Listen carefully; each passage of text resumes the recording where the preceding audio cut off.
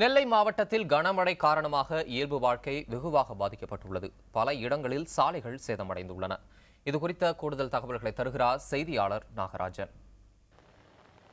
நெல்லை மாவட்டத்தில் நேற்று இரவு முதல் கனமழை பெய்து வருவதன் காரணமாக மாவட்டத்தில் உள்ள பள்ளி கல்லூரிகளுக்கு விடுமுறை அளித்து மாவட்ட ஆட்சியர் கருணாகரன் உத்தரவிட்டுள்ளார். இதே நிலை தூத்துக்குடி மாவட்டத்திலும் பள்ளி கல்லூரிகளுக்கு விடுமுறை அளிக்கப்பட்டுள்ளது. அதேபோல கன்னியாகுமரி மாவட்டத்திலும் பள்ளிகளுக்கு மட்டும் விடுமுறை அளிக்கப்பட்டுள்ளது. மழையின் காரணமாக மக்களின் இயல்பு வாழ்க்கை வெகுவாக பாதிக்கப்பட்டுள்ளது. குறிப்பாக சமீபத்தில் போடப்பட்ட மாநகர பகுதியின் சாலைகள் கூட மோசமாக குண்டும் குழியுமாக காணப்படுகிறது. மாநகரத்தின் விரிவாக்க பகுதிகளில் கேடிசி நகர் போன்ற பகுதிகளில் எல்லாம் வேளவன் காலனி போன்ற பகுதிகளில் எல்லாம் தாழ்வான வீடுகளில் தண்ணீர் புகுந்துள்ளது. இதன் காரணமாக மக்களின் இயல்பு வாழ்க்கை மிகவும் பாதிக்கப்பட்டுள்ளதாக தெரிவித்துள்ளனர். மற்றொரு பக்கம் அணைகளின் நீர்மட்டம் வேகமாக உயர்ந்துள்ளது. குறிப்பாக மாவட்டத்தின் பிரதான அணைகளான பாபநாசம், மணிமுதாறு, சேர்வலாறு அணைகளில் உயர்ந்துள்ள நீர்மட்டமானது நெல்லை மற்றும் தூத்துக்குடி மாவட்டத்தில் நடைபெறக்கூடிய பிசான சாகுபடி முழுமையாக நடைபெறுவதற்கான வாய்ப்பு இருக்கும் என்று விவசாயிகள் தரப்பில் தெரிவித்துள்ளனர். சுமார் 86,407 ஏக்கர் விவசாய நிலங்கள் நேரடியாக பாசன வசதி பெறக்கூடிய அளவிற்கு தற்பொழுது நீர்மட்டம் உயர்ந்து வருகிறது.